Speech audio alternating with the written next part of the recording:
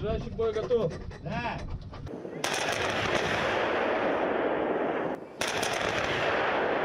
क्या रूस और यूक्रेन के बीच का युद्ध दे सकता है तीसरे विश्व युद्ध को जन्म?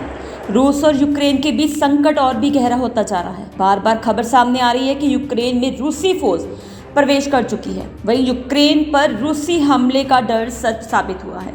आज रशिया ने यूक्रेन पर सीधा आक्रमण किया है।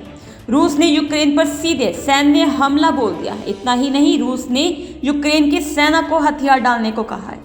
यूक्रेन पर हमले का आदेश सीधा रूस के राष्ट्रपति व्लादिमीर पुतिन ने दिया है। क्रीमिया के रास्ते यूक्रेन में रूसी सेना यूक्रेन में घुस रही है। रूस ने यूक्रेन सेना को हथियार डालने को कहा।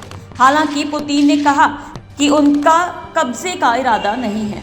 वहीं संयुक्त राष्ट्र ने रूस से हमला रोकने की अपील की है। पुतिन ने आज टीवी पर एक बयान में कहा कि मैंने मिलिट्री ऑपरेशन निर्णय लिया है। वहीं रूस के हमले पर प्रतिक्रिया देते हुए यूक्रेन के विदेश मंत्रालय की तरफ से ट्विटर पर कहा गया, पुतिन ने बड़े पैमाने पर यूक्रेन के खिलाफ युद्ध की घोषणा कर दी है। यूक्रेन के शांतिपूर्ण शहरों पर हमले हो रहे हैं। ये आक्रामक युद्ध है। यूक्रेन भी अपना बचाव करेगा और जीतेगा। दुनिया को पुतिन को रोकना ही होगा। यह कुछ करने का समय है। भारत ने कहा कि यदि रूस और यूक्रेन के बीच शत्रुता पर अंकुश नहीं लगाया गया तो यह एक बड़े संकट में बदल सकता है। इसी वजह से इस क्षेत्र में गंभीर रूप से अस्थिरता कायम हो सकती है।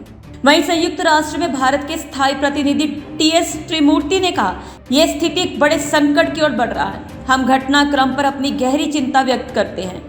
अगर इसे सावधानी से नहीं संभाला गया तो माहौल गर्मा सकता है।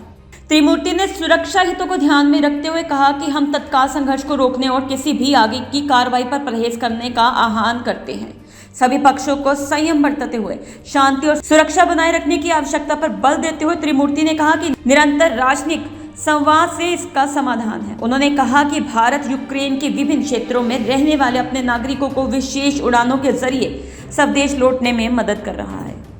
ऐसी ही कुछ अहम खबरों के साथ बने रहे लाइव भारत के साथ।